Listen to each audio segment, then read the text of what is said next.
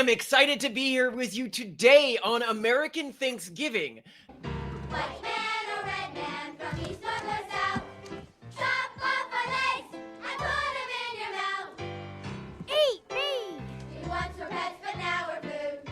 Now, if you are unfamiliar with what Thanksgiving is as a holiday in the United States, because about 50% of our audience is outside the United States.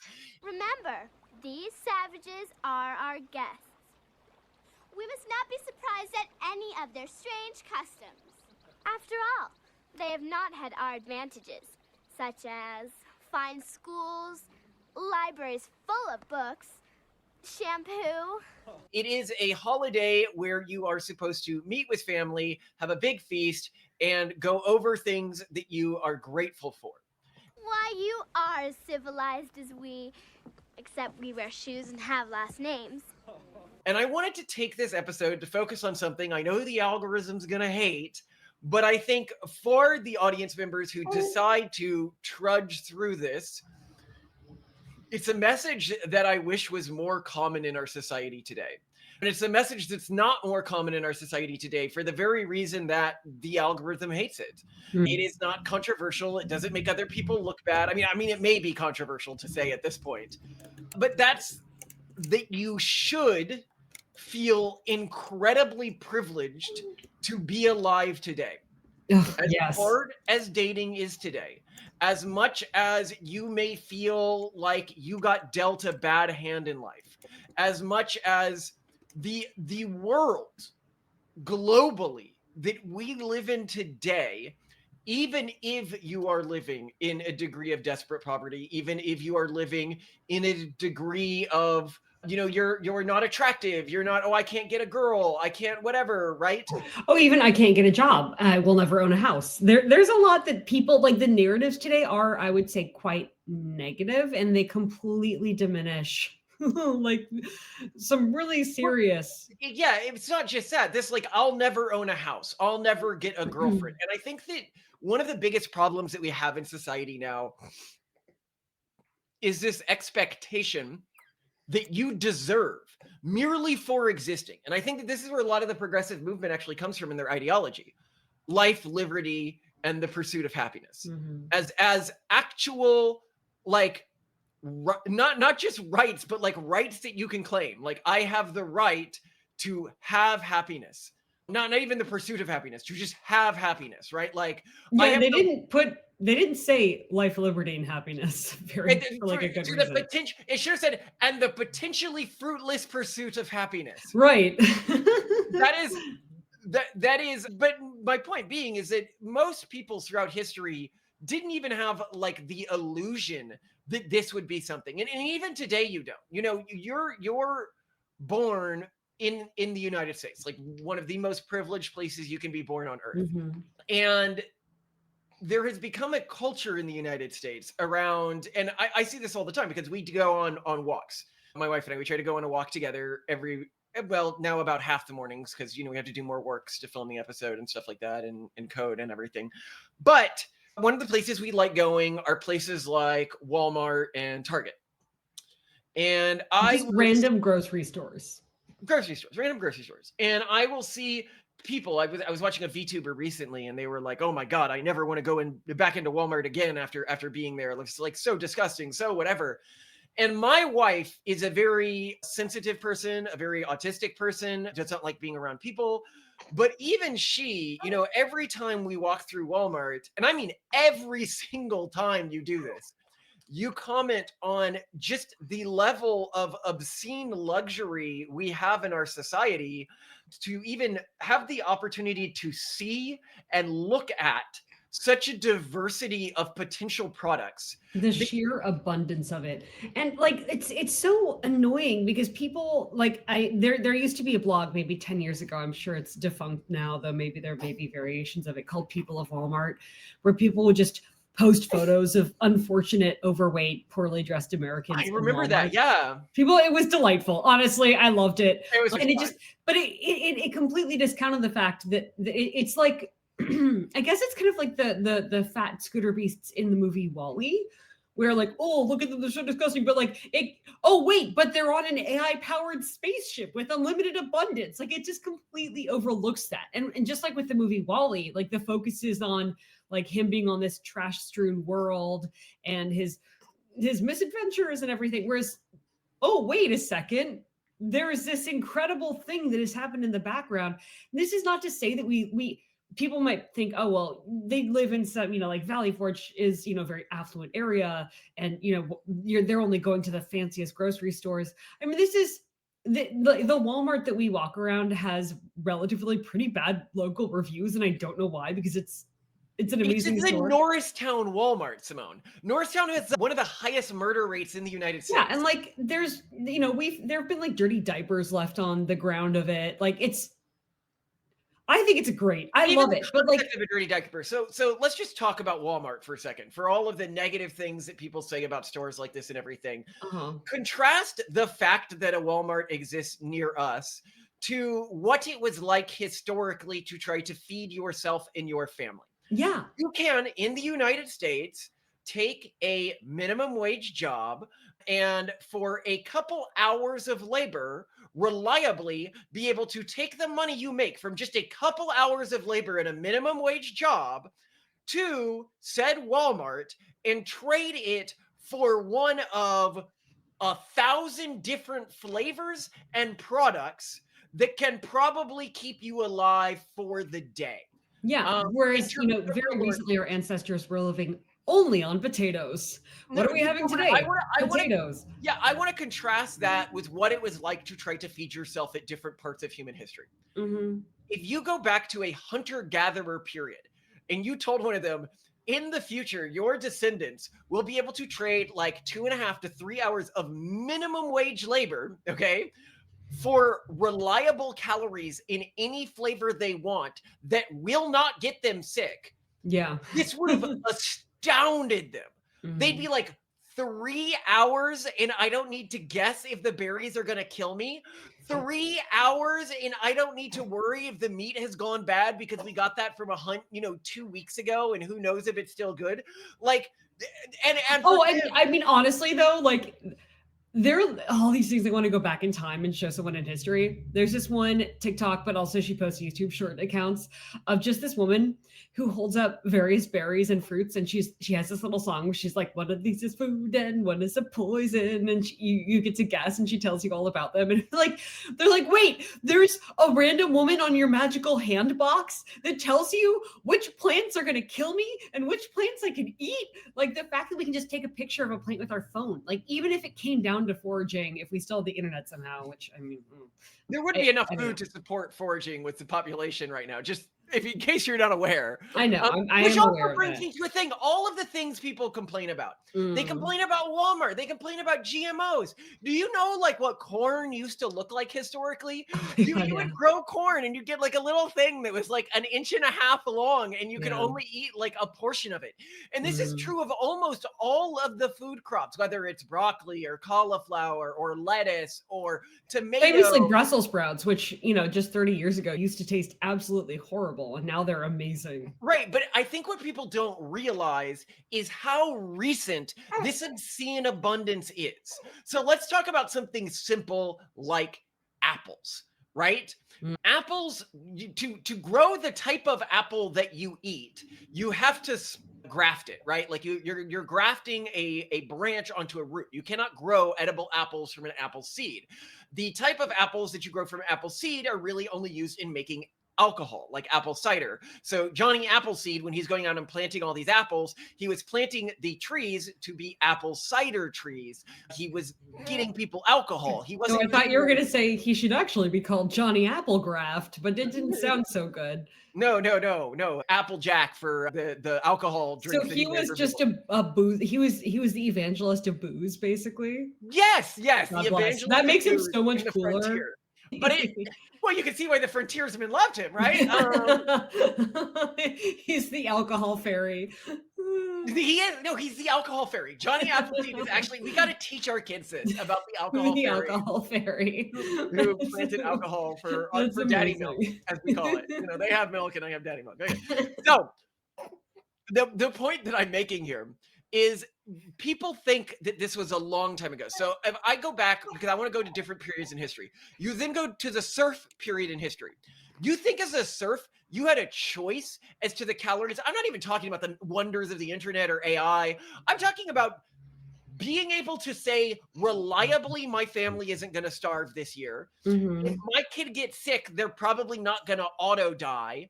And two, like, no, every time you got sick, it was like, oh, I cut my finger. Am I going to die? Yeah. Am I going to have a pain that I can never get rid of for the rest of my life? And this was true even for the wealthy, as we pointed out, Louis XIV, who had such a bad infection in his butt that Anal fissures. the feces actually came out through the rotting hole the infection had created. Do you know how much pain? Well, and King Henry VIII, yeah, some of the most famous kings, also famous for like their hedonic pleasures, suffered more profoundly than most of us could imagine in a modern age. Yeah, but the the reason I'm maladies. starting here was going back to ancient times, then going to the medieval period. But I want to go to even more modern times. Like the reason why I'm talking about like the later colonial period, right? The idea that you could go to a store and have a choice of like 10 different varieties of an apple. Isn't that Would have crazy? astounded somebody. Well, even in stuff the compared to my 1920s. childhood, you can now buy dragon fruit in just random stores. We can get dragon fruit at BJ's, whereas I remember that being an exotic fruit I would only get if I went to Beijing or Shanghai. I agree, and people have lived through this, but what I'm trying to point out is even more modern things like a fruit, okay, that you can go and get for like 35 cents. Bananas, If you bananas, converted that, pineapples. did you know that bananas, you needed a prescription to get bananas? Well, and people used to rent pineapples. So expensive. This As is a how sign of expensive abundance. imported Yeah, food was. they were such a financial flex that if you had like a pineapple at a table, obviously no one would eat it because you rented it. But Because they cost adjusted $18,000, I think, in today's money. and then which is I think also why you tend to see it on carved into some buildings, like especially in South Carolina and North Carolina, you see them all over the place. It was like a sign of wealth. Yeah. Yeah. But okay, so but I want to go, okay, 1950s. People like by the 1950s, people had wealth. By the 1950s, people had prosperity. We've had other episodes where we've done this, but if I show you food from the 1950s, you will be mortified. And actually, this ties in really well with Thanksgiving as a holiday because many of the iconic Thanksgiving dishes were invented in the 1950s. And that's why they taste so bad. That is why they have turkey, because turkey was genuinely a good food in the 1950s. And we as a society have invented better foods than roast turkey. Well, another really classic one is the green bean casserole, which is Campbell's cream of mushroom soup with canned green beans cooked in a casserole dish. And why was this considered a good dish in the 1950s? Because in the 1950s, they, believing that they had reached the peak of human hedonism, the peak of humanity's utopia, they lived in an era where they had variety in the calories they consumed. Except unlike the variety of calories you consume, it wasn't flash frozen and delivered to a grocery store. Yeah, there wasn't a cold chain shipping system. So to get frozen or fresh foods, like most of the refrigerated foods you got would have to be local. That's why people had local milk delivery on a daily basis, because there wasn't this big cold chain system set up. Whereas now there are refrigerated trucks that are able to bring all sorts of frozen and refrigerated It's not foods. just about refrigeration. It's also about flash freezing, which allows you to move things like meats and stuff like that in mass. But the thing about the 1950s was you would all of the variety in foods they had, all of the miracle in foods they had came from canned foods. Yeah. Your dinner was made up of a collection of things that were came out of out a can. cans, and then maybe on a special occasion like Thanksgiving, an animal that came from the butcher.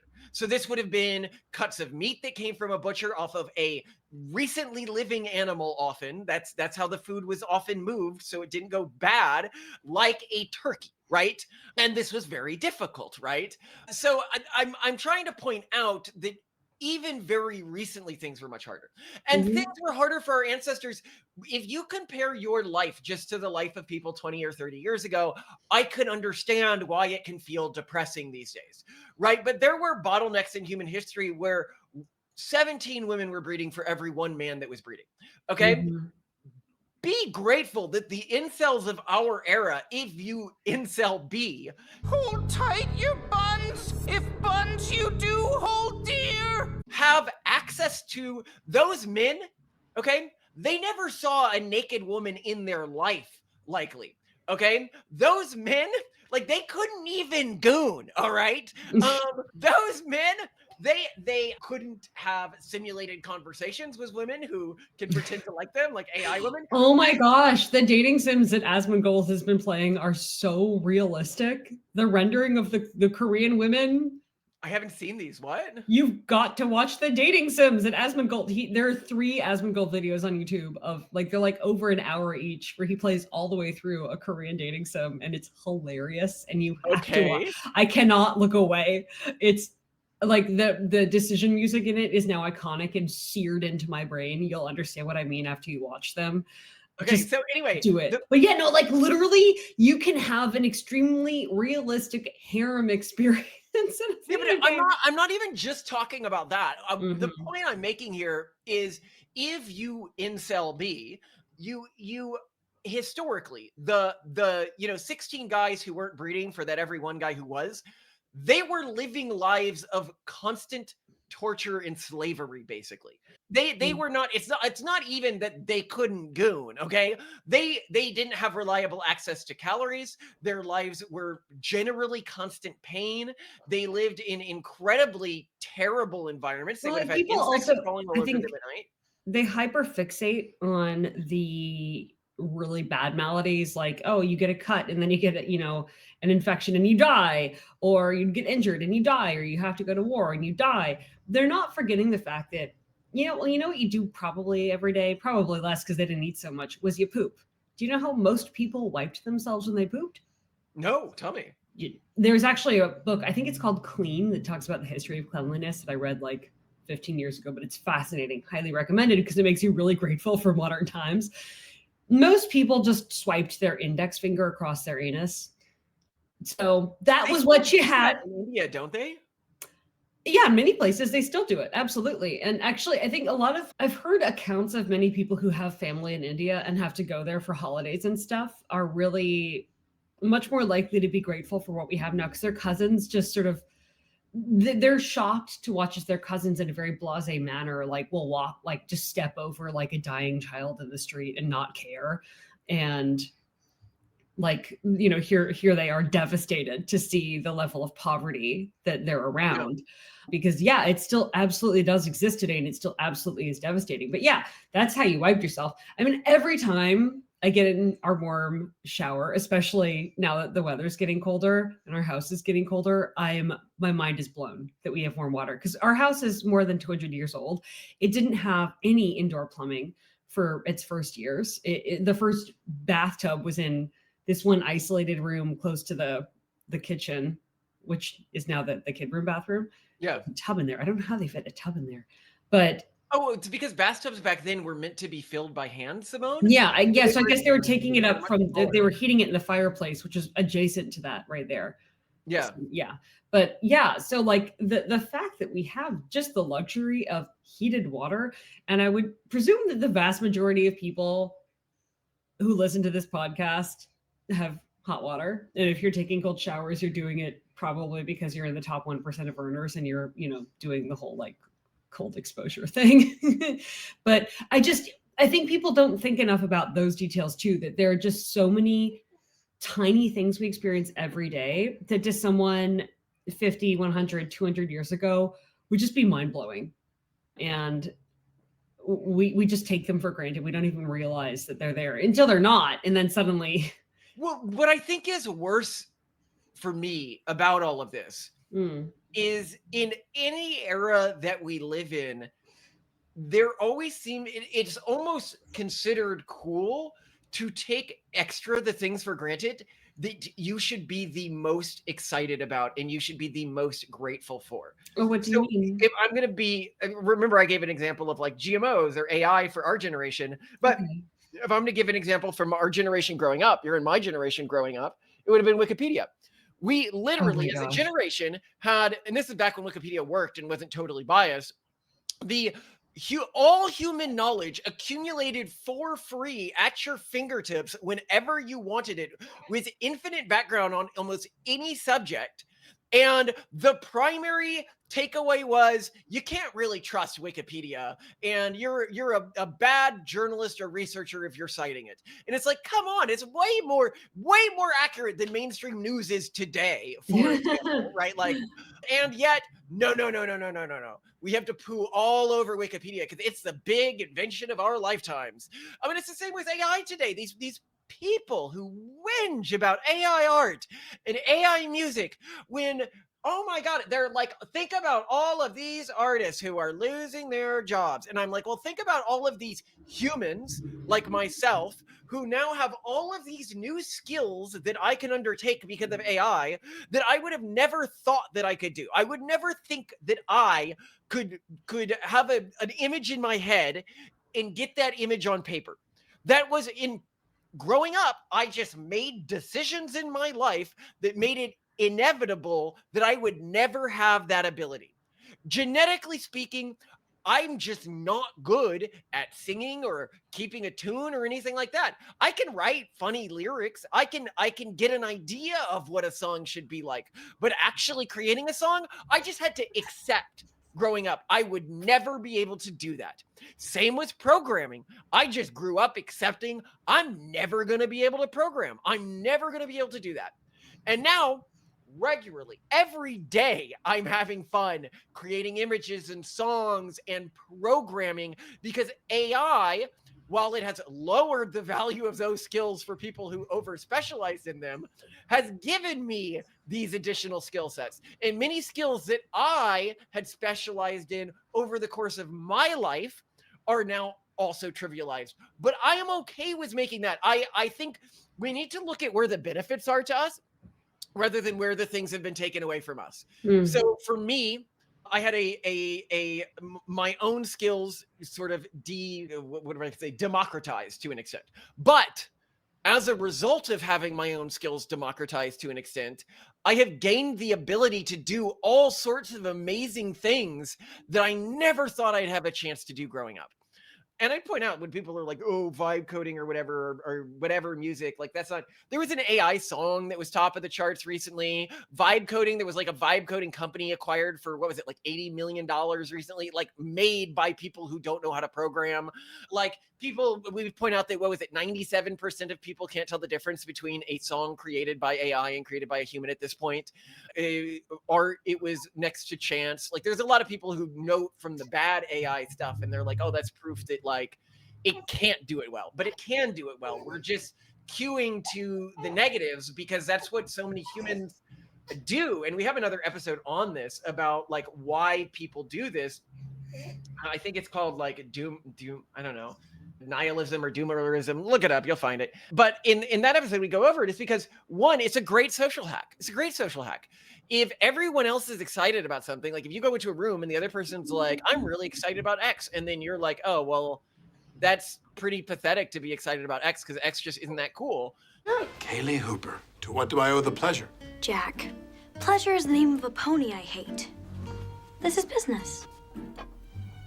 So, I just happened to bump into Jenna Maroney. What did you do to her, Hooper? Oh, her brain's like silly putty. A toy I'm too old for. Kaylee Hooper, OMG. It's Jenna. You're wearing that belt as a joke, right? Of course I am.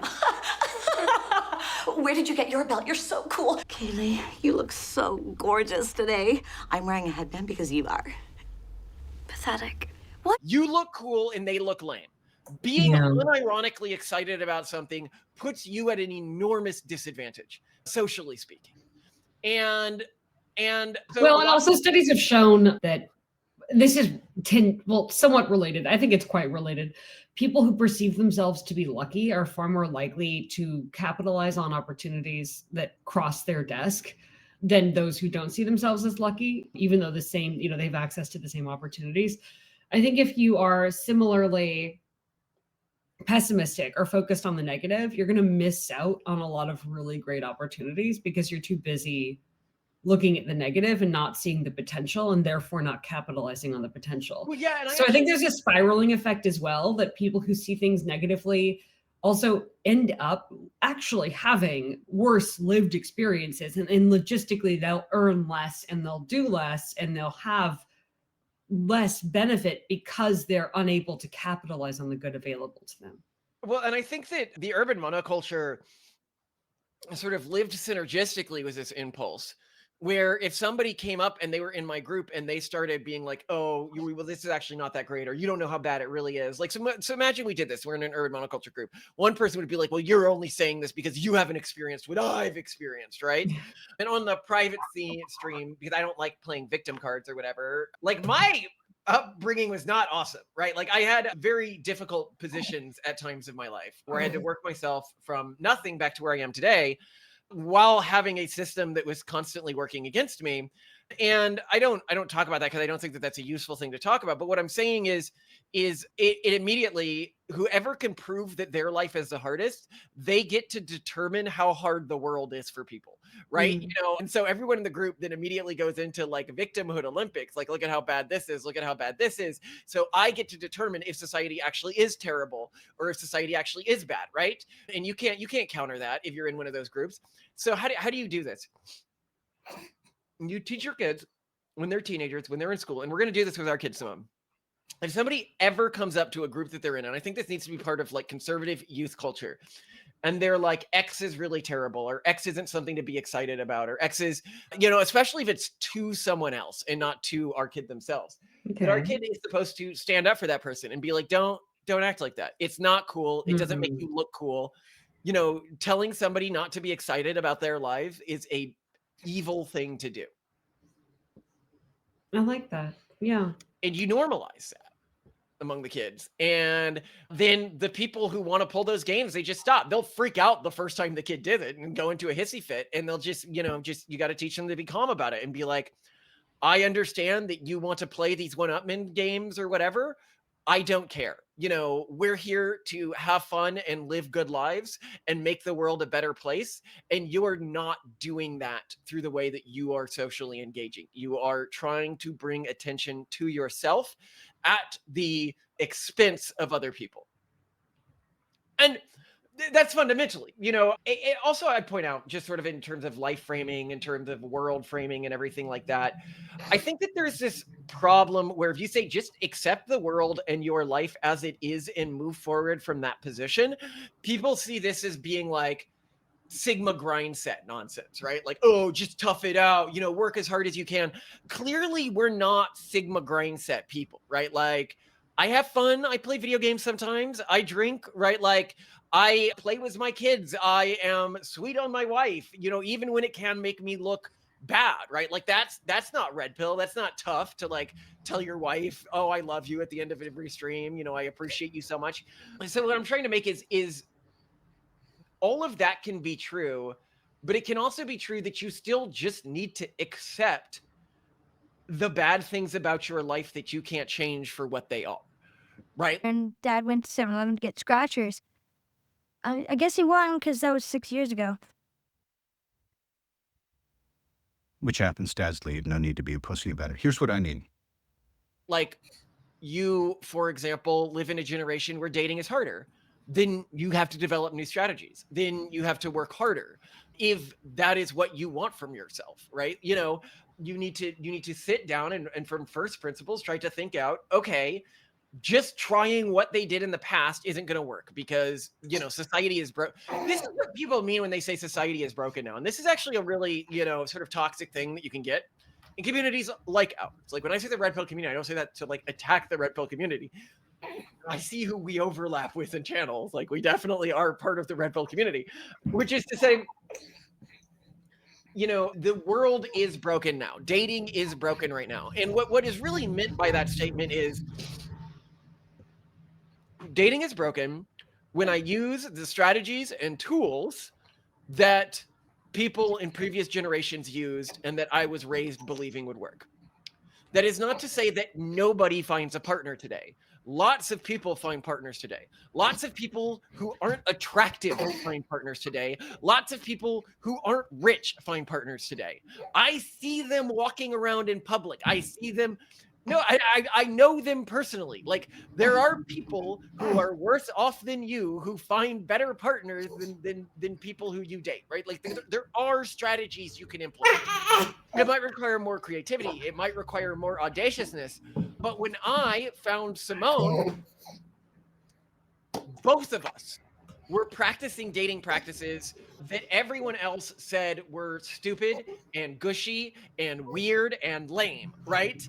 We met online dating in an age where online dating, and I did lots of online dating before meeting her, was something that was for weirdos and losers, right? And it was definitely, there was a stigma. Yeah. There was a stigma. But what are you doing dating online? Are you not good enough to date in person, right?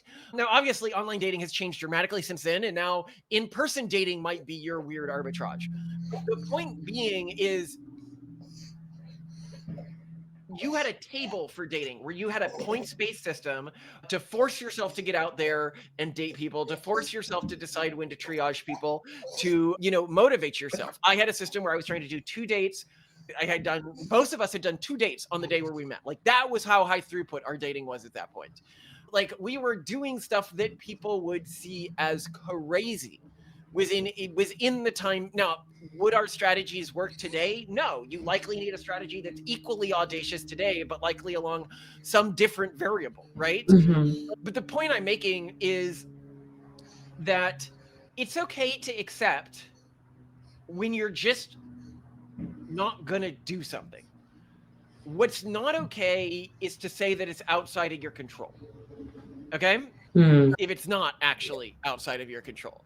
So I can say I drink because ultimately I'm choosing to drink. Now, the truth is like, everyone I'm descended from is an alcoholic.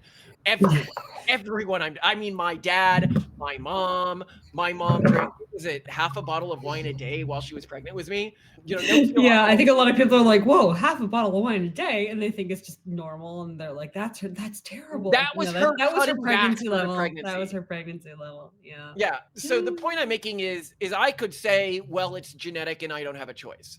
I could say, oh, well, it's not good for me, therefore I'm going to sigma it out or anything like that. But I'm not like that. I'm just like, look, there's some things in life that are like not good for me and I'm going to do, and that's my own failing, right? And what I hate in a person is when they say, I don't have a girlfriend and that's society's fault or women's fault or my circumstances fault. And it's like, no, there is always somebody uglier than you or in the same society than you or poorer than you who does have a girlfriend, right? Or does have a wife. Ultimately, it is in part choices you've made and in part luck, but you don't have control over luck, right? And so I think that there is a way to relate to the brutality of the world that we live in, which is ultimately very cush compared to worlds of the past. And to take that and say, I am grateful for the world in spite of this. I accept where life is hard, and I am going to just work to move forwards from where I am. I think it's also important to point out that research has shown again and again across so many different spectrums that the bad things you may complain about in life are actually less bad when you express gratitude. Like, if you studies have found, for example, I know you hate the idea of gratitude journaling or gratitude letters, but that's an easier way to measure this in research. So a lot of research has found that things like gratitude journaling or letters are linked to lower levels of depression and anxiety and higher overall life satisfaction, and that people who cultivate gratitude deliberately tend to report more positive moods, less stress and worry, more psychological well-being, greater resilience to setbacks. There are physical benefits. Studies associate higher gratitude with better self-related physical health, partly because grateful people are more likely to exercise and eat well and seek medical care when needed. And research also links gratitude to lower blood pressure and inflammation, improved heart health, fewer physical symptoms like headaches and pain, and even stronger immune function. Plus, grateful people sleep better. It's just, I mean, it makes sense. They sleep better. They report better sleep quality, which honestly matters more than your actual sleep quality, as I pointed out multiple times, because I'm just fascinated by that one study. Okay, That sorry, shows that- I'll say it just for people who haven't seen it. In studies, if you have sleeping problems, but you don't believe you have sleeping problems, your health effects from the sleeping problems are negligible. If you sleep perfectly well, but you believe you have sleeping problems, you have the same negative effects of people who believe that they sleep poorly. And then on the brain level, gratitude engages reward and emotion regulation circuits. So it's associated with higher levels of neurotransmitters like dopamine and serotonin, which are linked to improved mood and reduced stress. So you could take SSRIs, but we've pointed out that leads to a lot of problems. Or you could just, I don't know, be grateful. No, but I want to An point option. out the way that people relate to the concept of gratitude is stupid because it's not genuine gratitude. It's listicle performative gratitude. If you, like the going around the Thanksgiving table or something like that, when you sit down at Thanksgiving and you actually consider what's in front of you is in its historical context, every stupid little thing in front of you should be astonishing. The silverware that you have in front of you. If you go to my ancestors, we did a number of episodes on like the backwoods people. So this would have been the greater Appalachian culture was in America just 100 years ago or something. The way that they proposed to each other was with something called an engagement spoon or fork. No, I forgot about that. Spoons and forks Yes. were such rare and valuable items that you would have just one of for each person in the household. Wouldn't they carve them nicely or something? They would carve them nicely and give it to their partner. Yeah. Because that's what you would have. You'd have your one spoon and fork. Your spoon, your fork, your plate, your bowl. You had to have the fine china and everything like that, where people would display their bowls and plates and everything like that. Well, and we yes, still you might do have that. Well, you still do it with fine china, but the point is that for a lot of people, the fine china was what they would eat off of because there just weren't that many other options unless you were just eating off a table or something like that. The food itself, every one of those ingredients, people fought wars and died over salt and pepper and seasonings. That is you, and I'm not even talking that long ago. That is like what the pirate trade was about, right? In many areas, it was about seasonings that you just put on a shelf and forget about. Yeah. My It own is dad, crazy. he remembers and he has told me stories about when like foreign food was rolled out in America. Do you like any Asian food? Let's say Taiwanese food or Vietnamese food or Japanese food or Chinese food. You wouldn't have had that had you grown up my dad. Okay. Oh, even our age, I've said this before, but I've been measuring my food on software apps since I was maybe 17 years old. And we're in our late 30s now. The food database that existed in the United States for calories, that basically was like considered standard food in America, did not include Thai food, Indian food, any sort of Asian food. It did include possum. So awesome. Very American, very American. I could, both cooked and raw possum. I could enter in and have accurate calorie measurements for that. But God help me if I wanted pad thai. Sorry, context here. My wife will not eat anything she can't measure down to the exact calorie due to her autism. So she couldn't eat many foreign foods because she couldn't get accurate calorie measures of them. Yeah, it really stressed me out. And just, in the United States, if you're like, well, you don't know how poor some people are. Starvation, for example, basically doesn't happen in the United States. The number of people who die in the United States of starvation yearly can be measured in like the 200s. And almost all of them are because they became immobile in some way, either due to like extreme age or injury or a coma or something like that, right? Like the level of abundance, even extremely poor people in the United States have cell phones with access to the internet. Overwhelmingly, I think the majority of them do. And I think it's even like a super majority of them do, which is wild if you consider growing up. And I want to talk about boredom here because people don't understand the boredom of even our generation. If you're not from our generation, when you got on if you got car sick, which I did, right? And you were driving somewhere that was like 2 hours away, which my family did every weekend, drove 2 hours and 2 hours back. You couldn't read books. You couldn't read magazines. You couldn't listen to something that the entire family wasn't also listening to. So you're sitting there staring at a car seat for hours. A young person today's brain would go absolutely bananas if they had to just sit and stare for hours. People may not remember this. It's actually trending. People are calling it raw dogging life.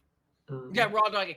The entire world raw dogged life when I was growing up. When 9/11 happened and they, for a period, like banned like books and magazines on airplanes, every trip was raw dogging it. That was just life. So are we officially old? They were like, here we are. We're like, well, when I was a child, I walked 2 miles in the snow, uphill both ways. No, I agree with you. I mean, it is a little bit rich that we're doing this because one, we don't really, for us, Thanksgiving isn't really a holiday where we talk a ton about being thankful. Thankfulness is something that Malcolm integrates into our daily schedule. Literally at the end of every single day, Malcolm, like when our kids are going to sleep, part of his daily routine is to talk with me about things he's grateful for. He initiates this. And it's not something you've ever talked with me about or something that you try. It's just something that you automatically do. Malcolm is really against any form of performative gratitude. He absolutely hates it. And yet he literally does it every day. You may not admit to it, Malcolm, but every day you do. Well, okay, so our podcast listeners can listen to our podcast that we do every day. I don't do it every day. I do it with literally every social interaction I have with my wife or children. If you watch this podcast, you are well aware that almost every interaction I have with Simone ends with me telling her that I appreciate her, often listing something specific I appreciate about her, and then telling her I love you. That is every single social interaction. If you're not doing that every social interaction, you might think, oh, that's weird that you do that. Or, oh, it should be normal for you. We need to enter a world where that's normal again. Because when you make that normal for you, the people in your life will make that normal for them. And it's really hard to begin to build animosity towards somebody who is constantly grateful to you. And people will be like, oh, you're submitting to your wife. Oh, you're being submissive. Oh, don't get brainwashed by all of this. You can be grateful to somebody and still be the leader in the family, right? In fact, I would say that, and we've done an episode on this, but this is really, it's like parts of the red pill community watch the movie The Gladiator. This is like we joke Andrew Tate was this way, and they think the emperor is the masculine guy, the one who walks around with a sword and is constantly threatening people and obviously vain and insecure. Whereas no, Maximus is what you want to be. Do you think that Maximus, when he interacts with people, is not constantly showing his gratitude, whether that be a woman in his life or a man in his life? It doesn't make him look like less of a leader to constantly shower everyone around you with gratitude. And you can make this a thing. If you're like, one thing I want to do to improve myself today, every conversation, just make a habit of ending with something you're grateful for in the other person.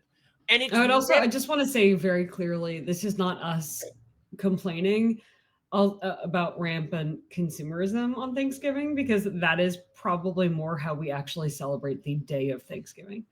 Because what happens in the United States is the 2-week period before and after Thanksgiving Day in the United States is marked by sales in various stores, some of which are fraudulent, like the prices aren't actually different, they're just made to seem different, and some of which are legitimate. So what we do is basically in late summer, we go on a purchasing hiatus for non-urgent items, and then just buy all the things that we need: socks, underwear, basic supplies, etc., staples. Like I just bought a bunch of shoes for our kids that I knew we'd need in the coming year. We buy all those things for the year on these sales. And it just makes us feel so sick. We buy so much that like we never want to buy anything ever again, because we do sort of a year's worth of shopping on discount, and we get quite severe. Like the discounts are very meaningful in during this holiday if you get real ones, like between 25 and 40% off many products that you are definitely going to get anyway. So we always make a list ahead of time and try to stick only to the list, though. Well, we're You just shopping bought for lots fake of- blood. I don't know. I mean, Malcolm. The fake blood requires context. So the kids are afraid of Krampus when they're bad because Krampus comes in and will take them if they're bad. And so they have to hide because I dress up in a Krampus costume and then come and scare them. And recently I've been going down and, battling Krampus for them because I've got my sword. And so I go down with a sword and I battle Krampus and then I come in and check to make sure they're safe. Well, recently Octavian was being bad and he told Mom when Mom goes, well, Krampus will come take you if you be bad. And he goes, oh, don't worry. Daddy always beats Krampus. So now I need to have one battle where Krampus seriously bloodies me and almost gets me. So the kids understand what's up. Doesn't I also always. want to talk about accepting the hardship of your life, right? Okay. When life is hard, because there's been times in my life where I'm in the prison system for not really having anything that I personally did, and just knowing that I have to support myself from this point forwards. This is when I was 13. And I have to figure out how I'm going to do this, and I have to figure out how I'm going to structure my life to make things work, and I have to figure out how from here I'm going to get back into a normal school when I know that my parents don't want me to live with them anymore. Right. I have to figure out how I'm going to get into a decent college. I have to figure out how I'm going to, and I actually don't really remember ever feeling despair about any of these things. I saw it as a cool challenge. And I remember that people around me thought I was very weird because everyone else in this situation, even when, they were like, oh, this is horrible. Oh, this is woe is me. And I was like, why? It doesn't help me to frame myself that way, to frame myself as a victim. Even the framing as a victim, I find personally a very gross thing to do to yourself. And I think that's one of the easiest ways to not fall into the trap is to just be how icky would I have to be to think of myself as a victim of anyone? No one has gotten one over on me. They may, the world may have temporarily thought that it's got one over on me, but I know the end score of this game, and I'm going to win, and I'm going to make every one of those people embarrassed for the decisions that they made in terms of thinking that. But I say this in regards to, but there are people who are wealthy out there who seem to have these lives of luxury, who seem to have all these advantages that you don't have, right? And I want to tell you something as somebody who has socialized with these crowds pretty heavily. The ones who live sinful lives, if you are living a life of strife and struggle, but it is one where you have intentionally decided what you think is meaningful in your life. And if you don't know how to do that, get our book, The Pragmatist Guide to Life. It retails for 99 cents. It's very good for this. Comes with a free audiobook. It can help you with all of this. Very structure. This is how you determine, without us sending you on any of our weird pathways, how to actually structure your life. It's perfect for that. Very, very short read too, compared to our other books. But if you've done those things, I guarantee you are living a better life than these celebrities. That these people, and you can see this, you see the celebrity culture, you see the rock star culture, you look at them. Recently, I've been seeing, I don't know what, for whatever reason, but I keep seeing videos at the top of Reddit now of Britney Spears today, right? Her life is a living nightmare. Every day, she's this sad, unattractive, middle-aged woman who keeps dancing barely dressed in front of a camera. It turns out maybe she needed all those curators, which is a sad thing to say, that at the end of the day, it turns out that the people who are saying, no, you don't know, she's actually completely lost it, were right? You look at your Michael Jackson. Did you say Michael Jackson? I'm talking about people who are at the very top. You think he lives at Elon Musk, right? Who almost more than any of the ultra wealthy is doing the most he can to try to contribute to society. And he has said that his life is a living hell on a stage, on shows. He doesn't have, would I trade my life with his? No, because then I wouldn't have Simone. And Simone is worth more than, as Getty said, the super wealthy Getty guy who made all that money. He said he would trade everything for just one woman who would appreciate him and stay loyal to him and stay good to him. And I'm like, I don't there's no amount of money that someone could pay me to trade away this life. I'm so grateful. But the point I'm making is, even if you don't have our life and you're struggling and you're an incel out there trying to make things work, if you just find out what matters to you and dedicate your life to that while still indulging where you can, in the same way I still drink and play video games, but I for the most part, understand I'm working on a very short timeline to try to save human civilization, is the way that I see it. And I think anyone who's alive today gets to live with that knowledge, whether it's from AI or demographic collapse. You as that person, I guarantee you, will be living a better, happier, more fulfilled life than I'd say 98% of billionaires and celebrities. And you may just be like, Malcolm, I do not believe you. Like, if I could eat at a luxury restaurant every day, that would improve my quality of life. I can tell you as somebody, because when I stayed with my parents at certain times, and Simone, you did this as well. We go to New York and we get to every day. And it's even worse because you sort of feel obligated to do it. You know, breakfast, they order in from the fanciest of restaurants. Lunch, they order in, or we go out. And then dinner, we go out. Every day. My life, normally, I get one meal a day made by my wife, right? I feel so much healthier. I feel so much better. And the meal tastes so much better than the very best foods I was able to get in Manhattan. And after a while, it begins to feel gross. Like, you can think, oh, how would it feel gross? What do you mean by feel gross? It's the feeling, but it's not just after one meal. Have you ever had a pizza and had too much grease on it? And then afterwards, you're just like, ugh. Wealth, ultra luxury. It feels that way after it is that greasy pizza. or Yeah. 4 days. It feels like you're living in a greasy pizza. And I mean this not just in terms of I have lived in mansions where my friends have put me up, where it's, you know, a 30, 40 room mansion. It's giant. It's overlooking the ocean. I'm there alone, or I'm there with just my wife. You know, it's not even like I'm having to deal with all the staff and other people who are there. It's like in between other guests. It is the loneliest place you could ever imagine, even when there's other people there, because you're walking through empty hallways overlooking. And it's not just the loneliness, it's the loneliest compared with the opulence, which never makes you happier, so it grinds on you. It's like the emptiness of the place is constantly reflected within your own heart. Yeah.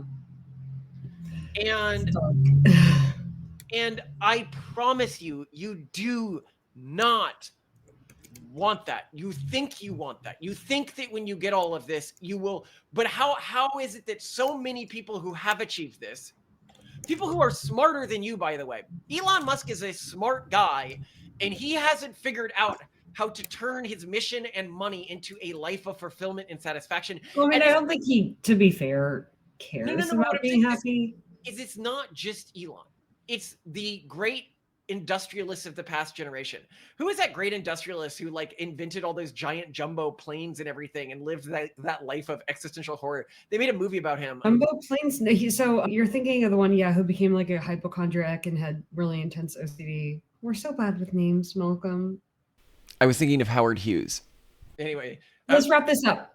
But hold on, I will wrap it up. But what I'm saying is it's not just him. It's Tesla. It's Edison. It's all of these people had horrifying lives, right? In terms of what they actually went through. Be grateful, that you're not Van Gogh, that you're not all of these people who could have. There is so little to envy in this world of streamers and Instagram. Yeah, I mean, even Alexander the Great died super young and didn't really build a lasting empire. People still weep at not being him. So I wouldn't. So I just want you guys to actually be grateful and accept your hardships for what they are, which is trivial compared to the hardships of the past, but also things that you're just going to need to move ahead with. And know that there is no one that you should be jealous of so long as you are striving for well thought through goals. And if you don't know how to do that, get the Pragmatist Guide to Life. Love you, Simone. You are an amazing wife. You're the perfect husband. And thanks for those amazing meals you make me. Looking forward to another one tonight. Okay, ending. I'll see you in the next room. Did you look at the episode today? How did it do in terms of comments? I mean, obviously, everything's been doing terrible recently in terms of viewership, which is the very reason we're doing our episode today on a topic that I knew would not perform well in the algorithm, but that you needed to hear, because Thanksgiving week is just been a nightmare on us. 10-10, like all of the episodes are. There's an episode I really want to release because it's quite a big break that we found, but I feel bad doing it this week. Which one is that? that Russia basically completely astroturfed Black and we have very hard receipts on that. Oh, the one we recorded that already. Well, then we'll do that next week. It's fine. People will Well, be I mean, back as the to their numbers are up, lives. winter is always a really down season for us. But people seem to like it, you said? Yeah, they did. They enjoyed it. And someone understood the amazing nostalgic value of the sound of glass vintage Christmas lights clinking together. Oh my God, that sound. And they get them on eBay. I have to look on eBay now. I have to see if I can get some. And someone tried out our fab and said it was really good. I sent you a screenshot of Which is that. good to hear because I Yeah, think it's it's really good. buggy right now. But I think by the time this episode goes live, we should have the new version up, which should basically be impossible to lose save data on, which has been one of the major issues. Save data and random lost messages. Unfortunately, because of the scale of the overhaul, we're probably going to have to wait another 2 days before we make it live. Sorry about that. That's important. Very, very important. Yeah. No, so it was enjoyed. I come down here to get people dressed. What is happening over here? What are you doing? How did Indy get out of her bed? Octavian? Yeah. Did you help Indy get out of her bed? Yeah. Be nice. They are so cute. Marching around. Had Indy gotten out of her cage? Yeah, they just got her out. Indy, I got your milk. So they were marching around and doing what? They were just marching around and yelling. Just like having a good old fashioned life. Indy. Toasty, Indy's gonna... Indy wants to play, Toasty. Come on. All right, Indy girl. Are you being silly? Are you having... What are you doing, Titan?